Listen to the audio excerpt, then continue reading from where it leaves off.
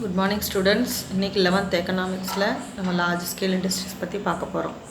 அதாவது பெரிய அளவிலான தொழிற்சாலைகள் அப்படின்னா என்ன அப்படின்றத பார்க்க போகிறோம்.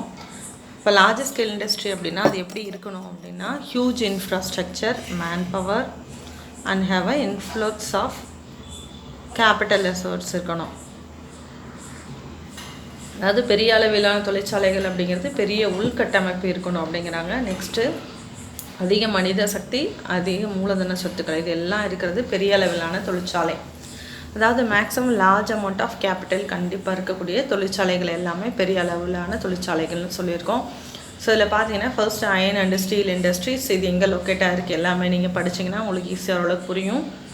அயர்ன் அண்ட் ஸ்டீல் இண்டஸ்ட்ரி எங்கே இருக்குது, ஜூட் இண்டஸ்ட்ரி அதாவது சணல் தொழிற்சாலைகள் அது எங்கே இருக்குது, ஃபஸ்ட் எங்கே ஆரம்பித்தாங்க அப்படிங்கிறது. நெக்ஸ்ட்டு பார்த்தீங்கன்னா cotton and textile industries, next sugar industries, fertiliser industries, paper industries, next silk industries பட்டு வளர்ப்பு தொழிற்சாலை, next petroleum and natural gas industry. So இது பெரிய அளவிலான தொழில்கள் அப்படின்னு சொல்கிறோம். நெக்ஸ்ட்டு பார்த்தீங்கன்னா ஸ்மால் ஸ்கேல் இண்டஸ்ட்ரீஸ் அப்படின்னா என்னென்னா, ஸ்மால் ஸ்கேல் இண்டஸ்ட்ரினா plays an important role on the development of Indian economy in many ways அப்படின்னு சொல்கிறாங்க. 60 to 70% of the total innovations, அதாவது புதிய பொருட்களை உற்பத்தி செய்கிறதுல இந்த சிறிய அளவிலான தொழிலங்களும் ரொம்ப இம்பார்ட்டண்ட்டாக இருக்குதுன்னு சொல்கிறாங்க. நெக்ஸ்ட் இது ஒரு ரோல் என்ன அப்படின்னா ப்ரொவைட் எம்ப்ளாய்மெண்ட், அதாவது எல்லாருக்கும் வேலை வாய்ப்பு வழங்குறது. bringing balanced regional development. Third one helps in mobilization of local resources. Local resources ஒரு இடத்துலேருந்து இன்னொரு இடத்துக்கு போய் தொழில் செய்கிறது இந்த சிறு தொழில்கள் முக்கியமான ஒரு பங்கு. Next pay off optimise. So சிறிய அளவிலான கேபிட்டலிசம் இருந்தால் போதும்.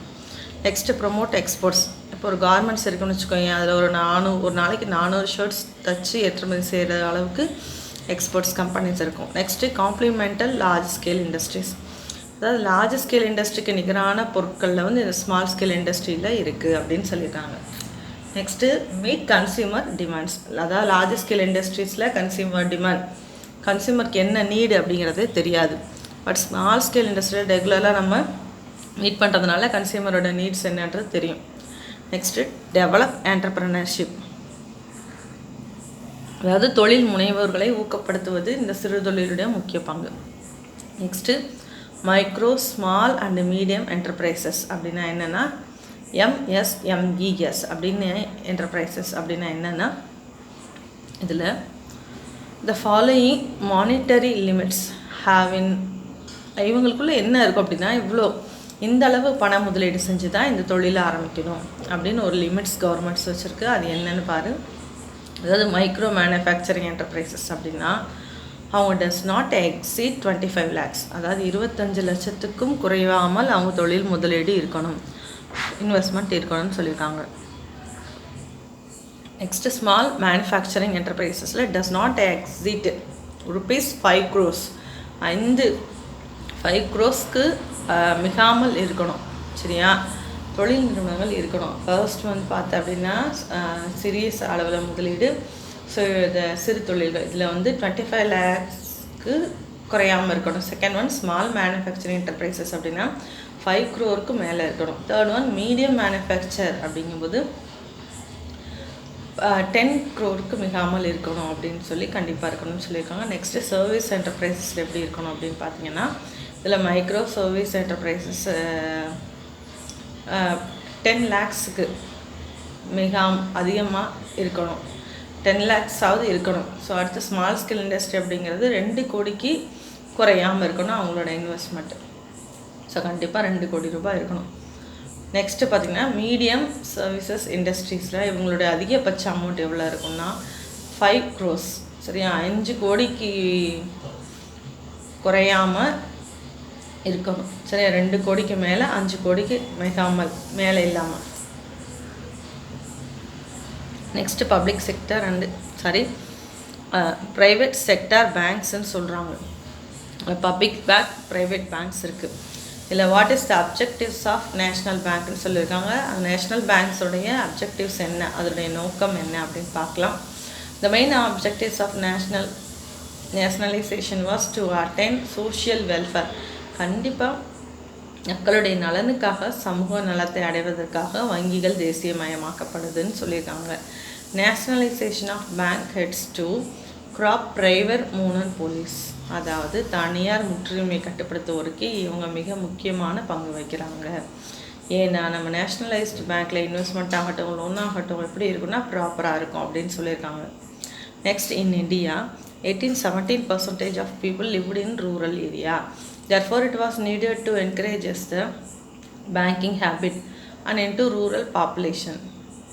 பார்த்தீங்கன்னா நம்ம பிரைம் மினிஸ்டர் மோடி ஆட்சிக்கு வந்த உடனே பேங்க்கில் அக்கௌண்ட் இல்லாதவங்களுக்கு ஜீரோ பேலன்ஸ் அக்கௌண்ட் அப்படின்னு ஒன்று இன்ட்ரடியூஸ் பண்ணார். இது நம்ம ஆல்ரெடி பேங்கிங் லெசன்லேயே சொல்லியிருப்பேன்னு நினைக்கிறேன். அதுக்கு முன்னாடி வரைக்கும் என்ன இருந்துச்சு அப்படின்னா, நீங்கள் எந்த ஒரு பேங்க்லேயும் ஒரு சம் அமௌண்ட் டெபாசிட் அமௌண்ட் சொல்லுவாங்க. ஸோ இந்தியன் பேங்க்னு எடுத்துக்கோ, அது ஒரு 500 நீ மினிமம் பேலன்ஸ் மெயின்டைன் பண்ணணும். அப்போ தான் அக்கௌண்ட் ஓப்பன் பண்ண முடியும். கனரா பேங்க்கு, லக்ஷ்மி விலாஸ்லாம் 3000. சரியா? ஸோ அப்போ 10,000 வரைக்கும் நீங்கள் மினிமம் பேலன்ஸ் மெயின்டைன் பண்ண, அப்படி இருந்தால் தான் அந்த பேங்க்கில் அக்கௌண்ட் ஓப்பன் பண்ண முடியும். ஆனால் மோடி கவர்மெண்ட்டில் பார்த்தீங்க அப்படின்னா மக்களுடைய பேங்கிங் ஹேபிட் என்கரேஜ் பண்ணணுன்றதுக்காக ஜீரோ பேலன்ஸ் அக்கௌண்ட்டுன்னு ஒன்று இன்ட்ரடியூஸ் பண்ணுறாரு. ஸோ இது வரைக்கும் இல்லைன்னா இப்போ நீங்கள் ஓப்பன் பண்ணிக்கலாம் அக்கௌண்ட்.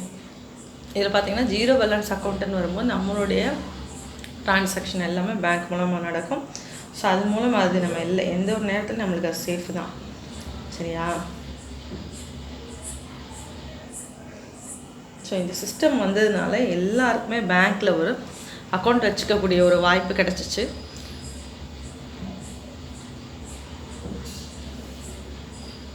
நெக்ஸ்ட்டு பார்த்திங்கன்னா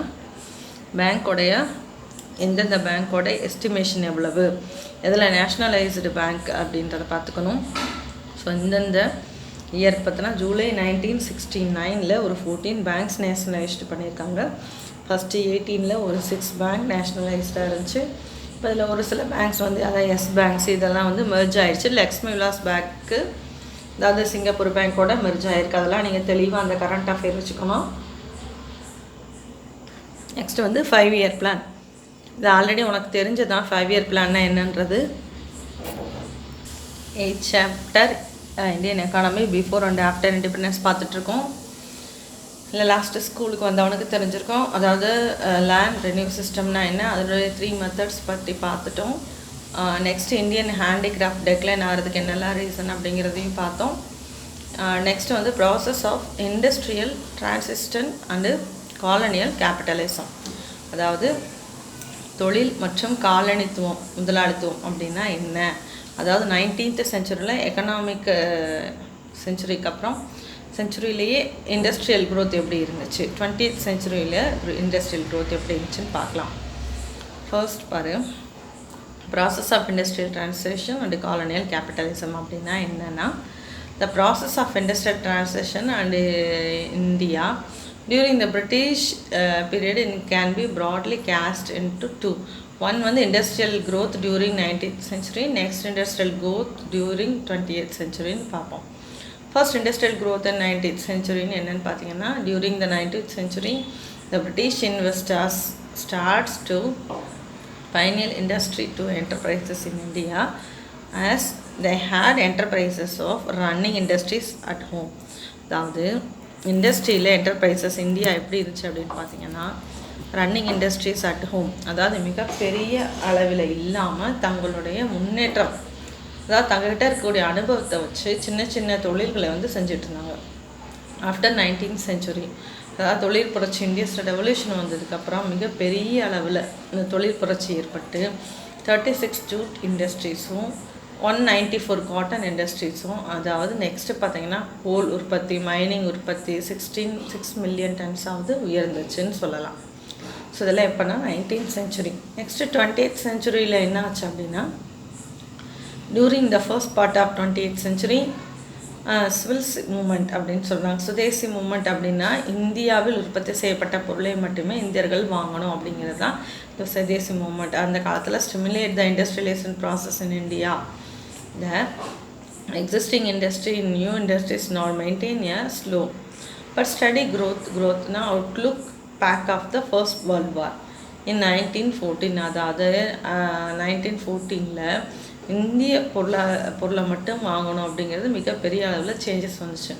இப்போ பார்த்தீங்கன்னா 17 காட்டன் மில்ஸ் 30 ஜூட் மில்ஸும் ஏற்படுத்தப்பட்டது. கோல் ப்ரொடக்ஷன் பார்த்திங்கன்னா டபுள், அப்போ 6 மில்லியன் இருந்தது, அப்புறம் 12 மில்லியனாக டபுள் ஆயிடுச்சு. ரயில்வே நெட்ஒர்க்கும் என்ன ஆயிடுச்சு அப்படின்னா எக்ஸ்டெண்ட் பண்ணப்படுது டியூரிங் த பீரியட் 1924-39 வரைக்கும். Various major industries, sugar, paper, cotton industries, jute industries, textile industries, steel and cotton, iron இண்டஸ்ட்ரீஸ்னு எல்லாமே இம்ப்ரூவ் ஆச்சுன்னு சொல்லியிருக்காங்க. நெக்ஸ்ட் பார்த்திங்கன்னா இது இல்லாமல் நிறைய ரா மெட்டீரியல்ஸ் ப்ரொடக்ஷனும் அதிகமாச்சு. இந்தியன் ரா மெட்டீரியல் இந்தியாவில் யூஸ் பண்ணப்பட்டு அதை என்ன பண்ண முடியலை, வெளிநாடுகளுக்கு ஏற்றுமதி செய்யப்படுறது. ஸோ அப்போ ஆஃப்டர் 1947 ஆஃப்டர் இண்டிபெண்டன்ஸ் ஆயிடுச்சு. ஸோ இந்திய ரா மெட்டீரியல் இந்தியாவிலே உற்பத்தி செய்யப்பட்ட பொருளாக மாற்றப்பட்டது. அதாவது ஃபினிஷ்டு கமாடிட்டின்னு சொல்லுவோம். இந்திய மார்க்கெட்டில் குறைந்த விலையில் விற்பனை செய்யப்பட்ட காலகட்டம். இதில் ப்ராப்ளம் ஆஃப் பிரிட்டிஷ் ரூல், இந்த ப்ராப்ளம்ஸ் என்னென்னு அப்படின்னு பார்த்தீங்கன்னா, first the British rule stunning the throat of Indian enterprises, அதாவது ஆங்கில அரசு இந்திய தொழிலை முடக்கியது ஒரு காரணம். Second one, the economic problem policies of British check and, அதாவது எக்கனாமிக் பாலிசி ஆஃப், அதாவது ஆங்கிலேயர்கள் இந்தியாவின் மீது திணிக்கப்பட்ட மூலதன ஆக்கம், இது ஒரு மிகப்பெரிய ஒரு காரணமாக இருந்துச்சு. தேர்ட் ஒன் பார்த்திங்கன்னா த train wealth finance capital development இன் பிரிட்டன், அதாவது நம்மகிட்ட இருந்து சுரண்டப்பட்ட சொத்துக்கள் ஆங்கிலேயர்களோட மூலதன முதலீட்டிற்கு உதவி செய்யுது. தேர்டு ஃபோர்த் ஒன் பார்த்திங்கன்னா Indian agriculture sector become stagnant and இந்திய அக்ரிகல்ச்சர் செக்டர் எப்படி இருந்துச்சு அப்படின்னா வாழ்வாதாரத்துக்கு, அதாவது இந்தியர்கள் எல்லாருமே வாழ்வாதாரத்துக்கு இந்திய பொருளையே சார்ந்திருக்க வேண்டிய, அதாவது இந்திய வேளாண்மை சார்ந்திருக்க வேண்டிய சூழ்நிலை இருந்துச்சு. ஸோ இந்திய வேளாண்மை தொழில் தேக்கமடைஞ்சு நலிவுற்றையாக இருந்தது. இதுக்கு ஒரு முக்கியமான காரணம். Next, the British rule in India next the collapse of handicraft industries without making any signification compound to develop of any modern industrialisation bases இல்லாதது ஒரு காரணம். Next, some efforts of colonial British. So regime in developing plantations, minings, jute mills, making and shipping mainly promoted the system of capitalism. இது எல்லாமே முதலாளித்துவ பொருளாதாரத்துக்கு மாற்றுறது லாப நோக்கத்தின் அடிப்படையிலால் இந்திய வளங்கள் மேலும் சுரண்டப்பட்டது ஒரு காரணமாக சொல்லியிருக்காங்க. நெக்ஸ்ட்டு பார்த்திங்கன்னா 1991 இண்டஸ்ட்ரியல் பாலிசிஸ் இருந்துச்சு. ஸோ அதில் ஃபர்ஸ்ட் பாலிசி என்ன அப்படிங்கிறதும் 1991 இண்டஸ்ட்ரியல் பாலிசி, 1948 ஒரு பாலிசி, 1956 ஒரு பாலிசி, நெக்ஸ்ட் 1717 ஒரு பாலிசி, அடுத்து 80, 81, 1991. இதில் 1991 இந்த ரெண்டு வந்து ரொம்ப முக்கியம். இது வந்து ஏஷியாவிலே தேர்ட் இம்பார்ட்டன்ட் எக்கனாமிக்குன்னு அர்த்தம், சரியா? ஸோ இந்திய இதோட கம்பேர் பண்ணும்போது Asia is the third place, சரியா? 70% ஆஃப் அட்டண்டன்ஸ் brought ரிமார்க்கபிள்ஸ், அதாவது பொருளாதார முன்னேற்றத்தில் ஒரு குறிப்பிடத்தக்க மாற்றத்தை ஏற்படுத்தியிருக்குது அப்படின்னு சொல்லலாம். இதில் 1948 இண்டஸ்ட்ரியல் ரெசல்யூஷன் என்ன அப்படின்னு பார்த்தோம்னா, அதாவது 1940 இருக்குல்ல, the government of India recognised the significant contribution of industrialisation, சரியா? ஸோ சிவிலைசேஷனுக்கு முக்கியத்துவம் கொடுத்த form of government of India declare the first industrial policy 60 April 1948, April 6 first industrial policy declare பண்ணுறாங்க. The main important policy in the system of mixed economy, main important policy. Next பார்த்திங்கன்னா இதில் industries are classified into 4 groups. என்னென்ன அப்படின்னு பார்த்தோன்னா, public sector, private sector, private and government செக்டார்னு 4 செக்டாராக divide பண்ணுறது இந்த பாலிசி. அதாவது எதை ப்ரொடெக்ட் பண்ணுது அப்படின்னு பார்த்தோன்னா, ப்ரொடெக்ட் காட்டேஜ் ஸ்மால் ஸ்கேல் இண்டஸ்ட்ரீஸை ப்ரொடெக்ட் பண்ணுறாங்க. Next, the central and state government had the vegetal monopoly in rail roads அப்படின்னு சொல்கிறாங்க. முற்றுரிமையாளராக அரசாங்கமே செயல்படுவது எதில் அப்படின்னு பார்த்தீங்கன்னா ரயில்வேஸில். நெக்ஸ்ட்டு, டெவலப்மெண்ட் மெட்டீரியல்ஸ், அதாவது மினரல்ஸ் உற்பத்தியில், அயன் ஓர் உற்பத்தியில் வந்து யாருக்குமே தனியார் மயமாக்கப்படலை, எல்லாமே கவர்மெண்ட்டோடைய நிர்வாகம் தான். So next, the government encourage the significance of foreign capital R industrialisation. அதாவது அந்நிய முதலீட்டுக்கு முக்கியத்துவம் கொடுக்குது. இந்த பாலிசியில் ஒரு சின்ன பார்ட்டாக இருக்குது. நெக்ஸ்ட் இண்டஸ்ட்ரி பாலிசி வந்து 1956 என்ன ஆகுது அப்படின்னா, என்னப்பா இம்பார்ட்டன்ட்னு பார்த்தீங்க அப்படின்னா, டிடிஎன்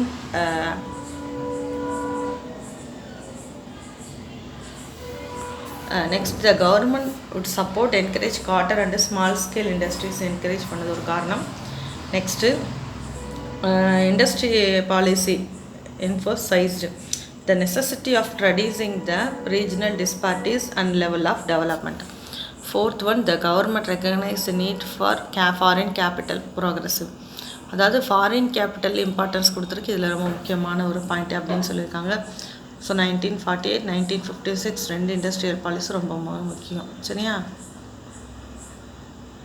நெக்ஸ்ட்டு க்ரீன் ரெவல்யூஷன்னா என்ன, செகண்ட் க்ரீன் ரெவல்யூஷன் அப்படின்னா என்னென்னு பார்ப்போம்.